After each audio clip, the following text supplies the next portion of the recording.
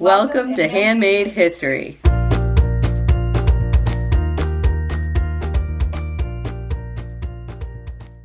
Hello and welcome to the show. I'm Alicia, and I'm coming to you today with a special bonus episode. I am interviewing Anne H. Putnam, the author of Make, Do, and Mend, a breakup memoir. Anne is here now. Hi, Anne. Hi. Thanks for coming on the show. Thank you so much for having me.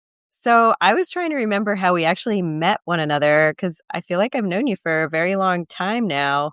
Did we meet on Instagram?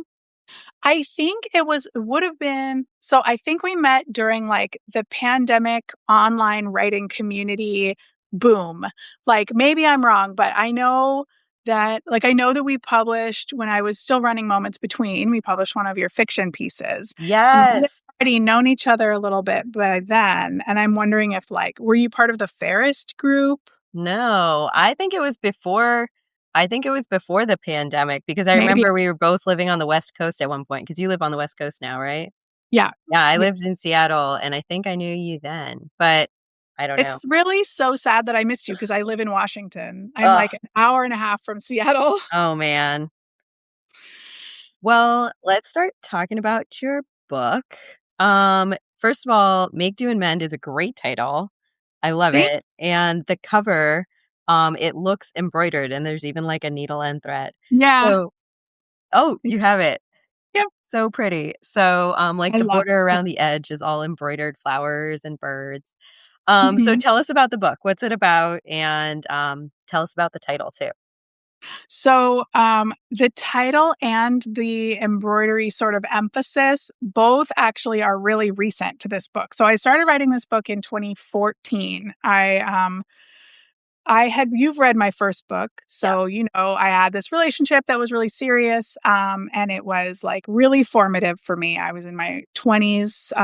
We met when I was 21. We were together for 7 years. We were engaged. He was like kind of the hero of my first book, which is about body image. And he sort of taught me a lot about how to accept myself. Right. So all wonderful, brilliant, engaged, blah, blah, blah, living in London. And then he just started acting really weird and things started to fall apart and I couldn't figure out what was going on. And then I finally found out that he had cheated on me and everything just broke, like not just the relationship, but my whole life that I had built basically around our relationship, right? So, I had to leave London where I had started my career, where I had just published my book, Navel Gazing. So I kind of abandoned my book, 3 months into the promotional first year because it wasn't published in the US. So I just kind of bailed out. And so my career, my book, obviously my romantic relationship, a lot of my friendships, and then things had sort of broken with my family as well. So the book is really just about this. I call it the book My Year of Rest and Relaxation? No. Oh, so it's by Ottessa Moshfegh, and people have referred to it a lot. And I call 2013, which was when this all happened, my year of ups and downs. Really, it was my year of hell, but there were some weird ups. So anyway, I didn't think I was going to write about it. And then a friend of mine who's a writer was like, "Are you serious? You're a memoirist. You have to write about it." So I wrote this book. I started it in 2014.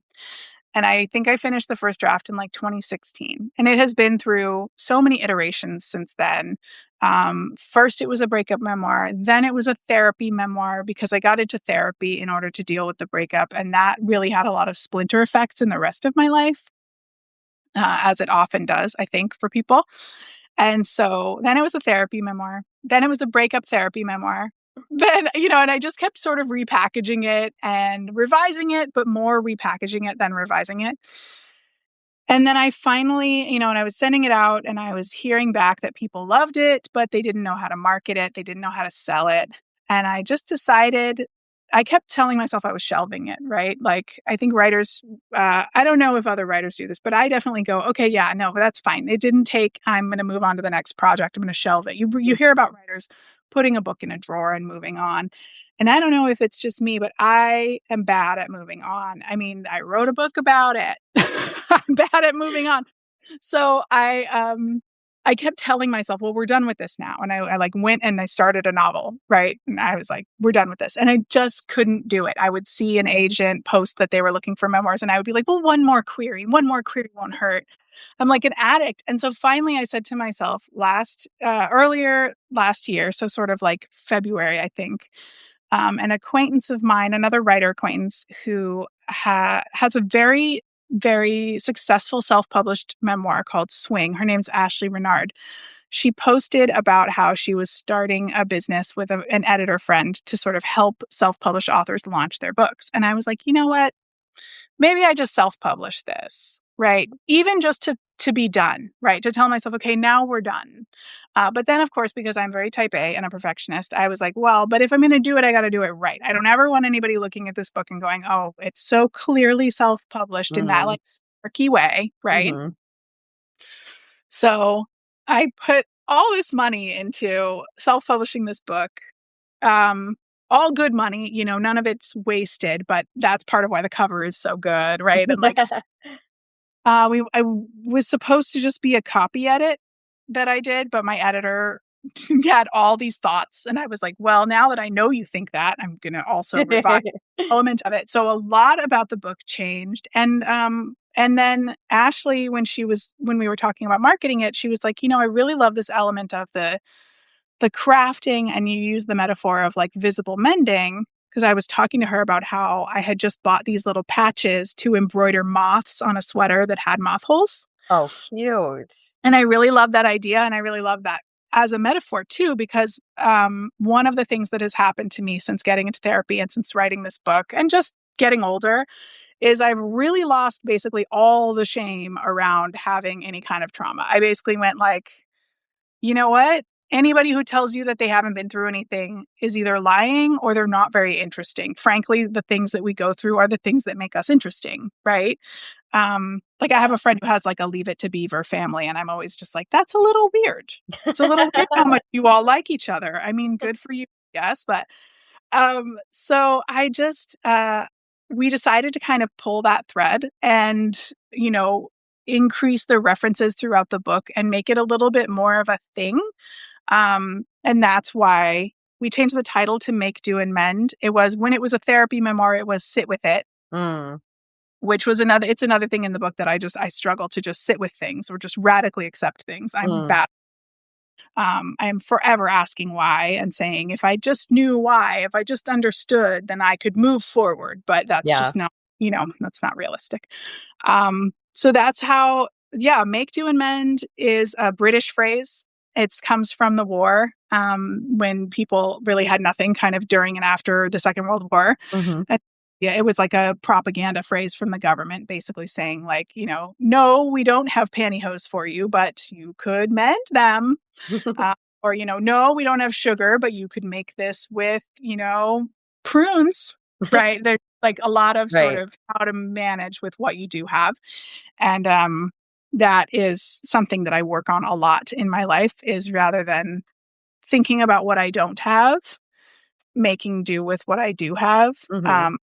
And finding that in particular things like mending and visible mending can make things more beautiful. The first title of this book was kintsugi, which is the Japanese art of mending pottery, gold. Yeah. And so that it's been broken, but then it's actually more beautiful than it was when it was whole. That is a really cool idea. So when it's broken, then it's filled in with gold so that like the cracks are actually visible as gold. So yes, visible and cool. Yeah.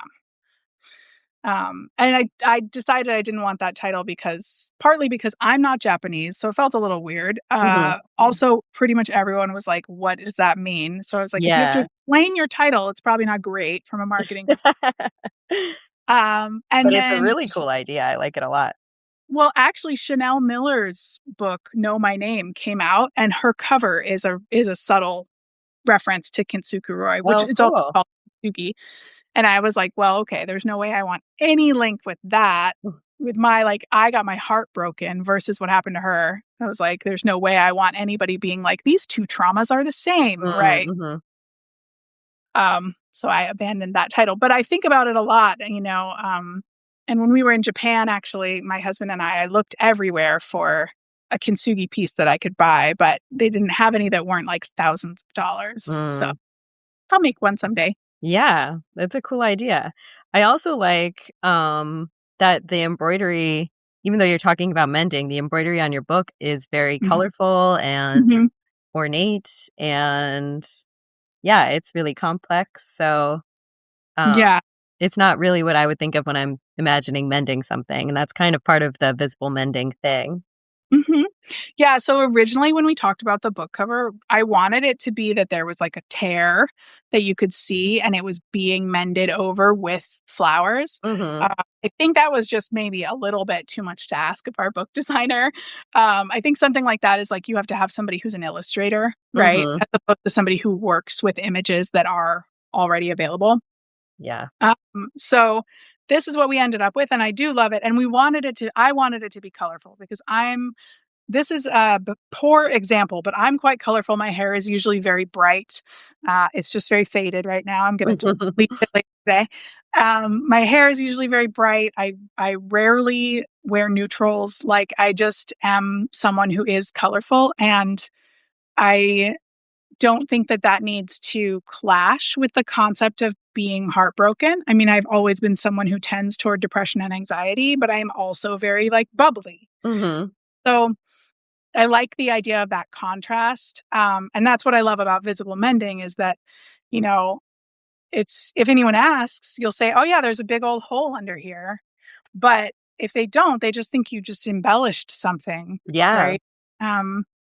And I love that about embroidery too. It's it feels so accessible to me as someone who is very scattered and likes to jump from craft to craft and concept to concept. And I've never gotten like particularly good at embroidery, but I've been doing it for years, and I just make up my own images and draw them on the muslin, and then I just stitch over them, and just have a good time with it. Someday I'll real stitches.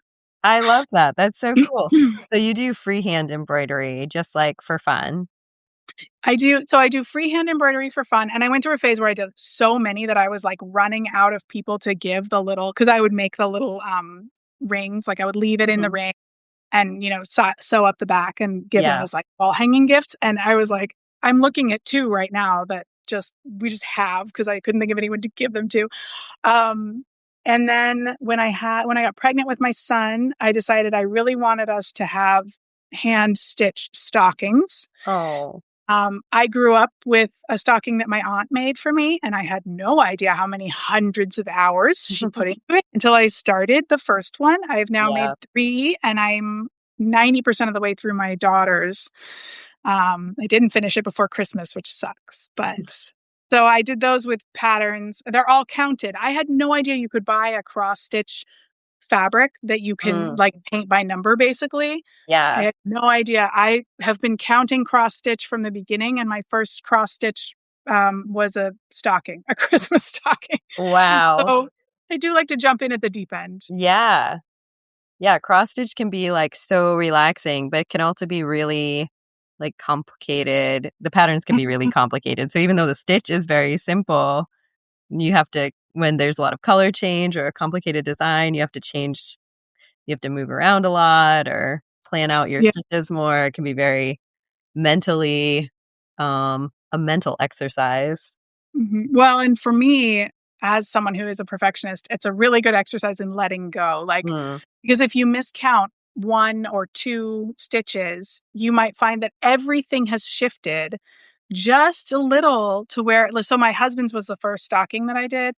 Santa's face is just like small. It's like weird small. And I freaked out about it so much. And I had to just tell myself, okay, first of all, no one else has seen the pattern, right? They don't know what it's supposed to look like. Second of all, no one is looking at it right here the way that you are. You are here.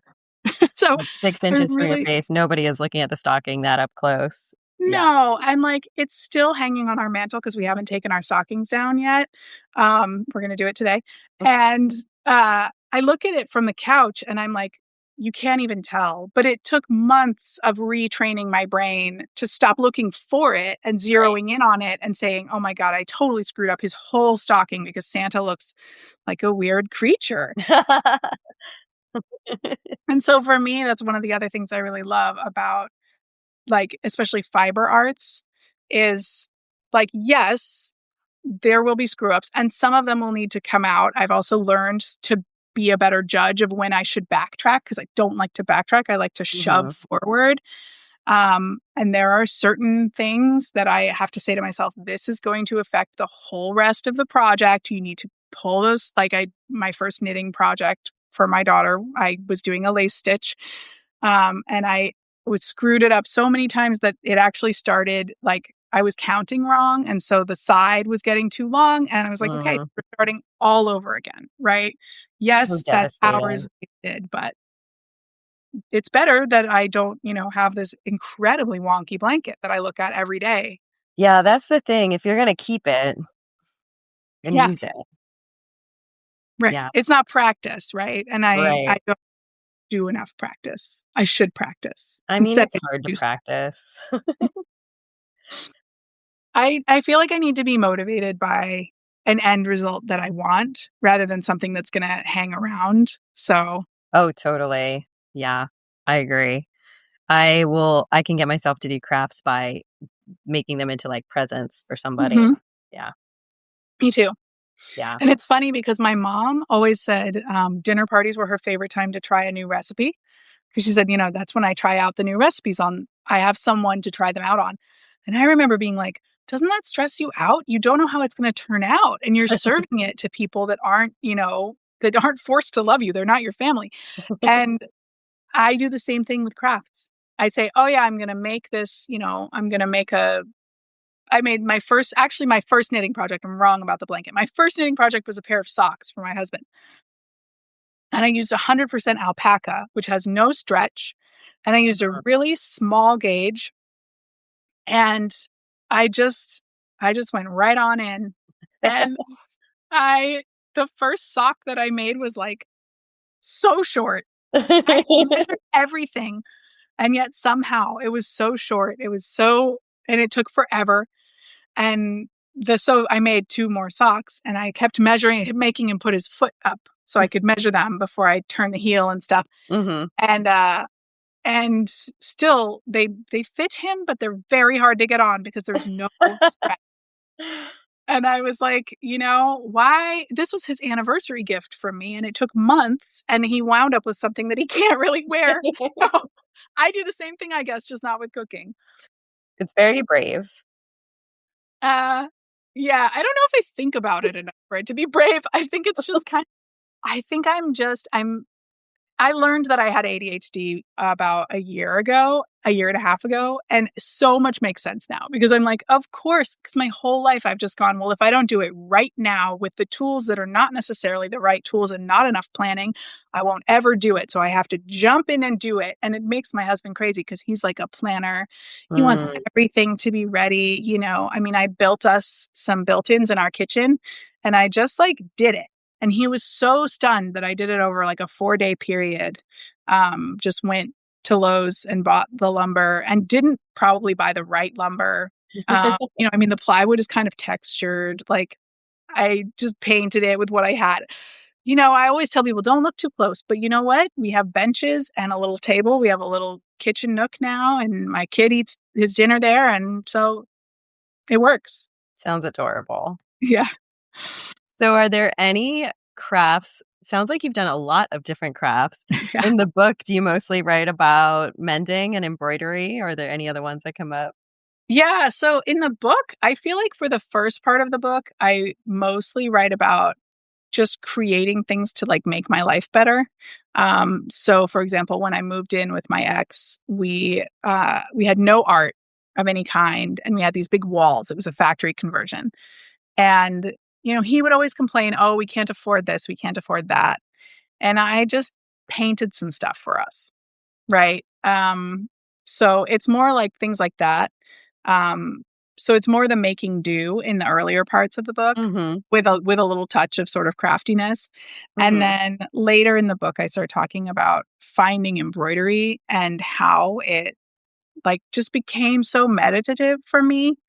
It's one of the things I really love about, in particular, fiber arts, but also things like painting. People always complain about painting. They say, like, I would never want to paint like the walls of my house. It's so, I love it. Mm. Like you see it happening as you're going, but you can be listening to an audiobook or thinking or talking to someone on the phone, talking to someone in person. You can use your brain and your hands in ways that are sort of separate, but there's also overlap. It feels very like grounding to me, all this making.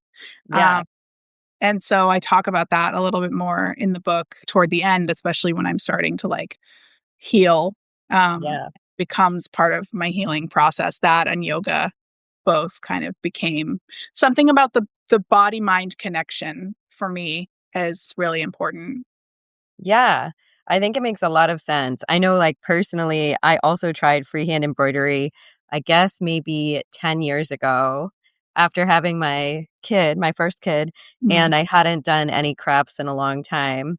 And I found a Sublime Stitching pattern. I don't know if you know her. Mm-hmm. Jenny Hart. Okay. So, Jenny Hart's amazing. She's got this great company called Sublime Stitching, and the freehand embroidery patterns are like really cool and fun. They're not like kind of the old school, Mm-hmm. which are also cute, which I also Yeah. enjoy. But anyway, I got like a couple of her patterns and I just started stitching, and I remember it just felt like so good. Mm-hmm. And I just didn't want to stop. I remember I was like cooking pasta and I was standing next to the water, like waiting for it to boil. And I was like, I'm stitching while the water boils. Like, I don't want to put it down. I'll be sad. Yeah. um, My husband yeah. gets really annoyed because I'll be in the middle of something, like a row of cross stitch or something, and he'll be like, "Can you come and help with this?" And I'm like, "Just three more Yeah. stitches, and then I'll finish the row." Or like, he's always just like, "Oh my God, just put it." But I do get really locked in. Yeah, cross stitch too is like, like I don't do very complicated designs, but it's got an addictive aspect for sure. It's so Mhm. satisfying to like see the picture in the diagram and then like see it coming to life, like you said about Mhm. painting. Yeah, Yeah. feels really good. But also it's not so, I mean, sometimes it can be so like all consuming that that's the Mhm. only thing you can think about. But a lot of times with crafts, you can do other things. And that's a really nice part of it too. Yeah, I love it for being able to listen to audiobooks or like, when we're Mm. watching TV, instead of looking at my phone, I like to be doing cross stitch or embroidery or something like that because, Yeah. I'm going to be doing two things. Like I'm not just watching TV with my phone down ever. I mean, I'm a millennial. I don't know how to. So sometimes we would say like, what are we going to watch? And we like to watch a lot of European, like this in particular Danish and Swedish, like murder mystery, cop Nice. procedurals, stuff like that. And I would be like, I really want to watch it, but I really want to do cross stitch. So we have to watch something where I don't have to read subtitles to be able to look down. Fair, fair. I love that. Yeah. Are there any crafts that you're working on right now? Well, I need to finish my daughter's stocking. I don't have two hands free very often right now because I have Fair. a 2-month-old and I'm exclusively breastfeeding. So I feel like, if I put her down, she actually is willing to like be put down and do some playing on the mat and stuff, which my son was like, no, you hold me 24/7. I will. So she's great actually, but yeah, just the frequency of like, it's like, I told my friend the other day who doesn't have kids, I was like, you wouldn't believe it, but I went 4 hours this morning, literally either feeding her, changing her diaper, walking her around, trying to get her to nap, holding her while she napped, feeding her, changing her diaper. Like I Yeah. did not pee for 4 hours. Like, I mean, it's kind of incredible. So I have the rest of her stocking to do, and hopefully at some point I will start. My husband's home today on leave. He does leave 2 days a week right now. So I told him the other day, I was like, I'm going to start asking you to hold her like a lot more, so that I can start working on her stocking again. And then I am actually doing a visible mending project. We had some moth damage to various really nice sweaters. So I have this beautiful dark green cashmere sweater that I'm trying to, add moths to. Oh, I love that. Moth finish, yeah. So cute. Yeah. Well, I think that was most of my questions. Is there anything that you wanted to talk about that I didn't ask you about? I don't think so. I mean, I really just wanted to talk to you. I was going through the podcast episodes this morning, just like refreshing my memory, and I was like, this is so cool. Like, this is such a Oh, great project. So I'm really excited to listen to some of the back episodes because I've oh, only thank you. episodes. Um, That but is super sweet. I told my husband, I was like, "Did you know that the sewing machine was like all the different parts were invented by different people and it was like this really big drama?" And he was like, "What?" I was like, "Yeah, Patent you gotta ticket. listen to this one." That one's crazy. That one, I did not intend it to be about patents. I intended it to be about the sewing machine, but it's what I found. So, I love that. So yeah, I was just excited to I was also just excited to talk to you in person because we've known each yes, other for so long. I'm excited. I was excited about that too. Yeah. So is your book out now? Where can people buy it if they would like to get it? It's out now. They can get it anywhere. So it's published through Ingram, which means basically like any bookstore can order it. It's not going to be stocked in most bookstores Hmm. unless somehow it takes off or something, but you can get it from the library. You can get it from your local indie bookstore. You can get the ebook anywhere that you get ebooks. So yeah, I mean, you can get it on Amazon. Cool. Bookshop.org is my favorite online Yes, resource. I like that one too. Yeah, anywhere. And then I had a friend ask me about an audiobook because she was like, all I ever read is audiobooks. And I said, relatable, me too. I have no idea when I would be able to do that. Maybe in a year, maybe a year Yeah, or so. So that's the only format it's not available in it right now is audio. awesome. Yeah. Cool. And we are actually going to do a giveaway of your book. So Mhm. if folks would like to enter to win a copy of Make, Do, and Mend, we're going to do it on Instagram. So if you are on Instagram, you can enter. Just find us at Handmade History Podcast, and we'll have the post pinned at the top, and it will tell you how you can enter. If you're not on Instagram, which plenty of our listeners are not, that's no problem. Just email us at handmadehistoryhosts, that's HOSTS at gmail.com, and mention that you would like to win, like to be entered. And we'll pick a winner from all of those entries for both of Anne's books. So a copy of Make, Do, and Mend and a copy of Navel Gazing. So, which Yes. I Which really enjoyed. I'm so happy to hear that. I'm actually going to be publishing that in the US as well. But for the giveaway, it'll be a UK edition. I ordered a box of backstock. Uh, Awesome. so it'll be a UK edition for the giveaway, but then sometime this year, Navel Gazing will also be available to purchase in the US because that's been tormenting me for over 10 years now. That people will ask me about my book and I'm like, you can't get it. I don't know what to say. Oh man, book publishing, what a complicated place. It is. It's much easier when you do it yourself, frankly. It's easier and you cut out really just like a lot of the stuff that is very stressful and feels unnecessary. Mm, A lot of the pressure, the sales pressure. It's like, if people want to read my book, that's great. I feel like for me, it's really boiled it back down to what I care about with writing, which is connecting with people as opposed to selling books, right? Like, I don't want to do stuff to try to sell books. I want to do stuff to let people know that the book is out there so that if they want to read it, they can read it and connect with it, hopefully. I love that. Yeah. Well, that's super great. Well, thank you so much for coming on the show, Anne. Of course, thank you so much for having me. Oh, it's totally my pleasure. And thank you everyone for listening. If you have any other questions or you want to find out more about our show, you can visit our website at handmadehistorypodcast.com. Thank you. Bye. Thank you.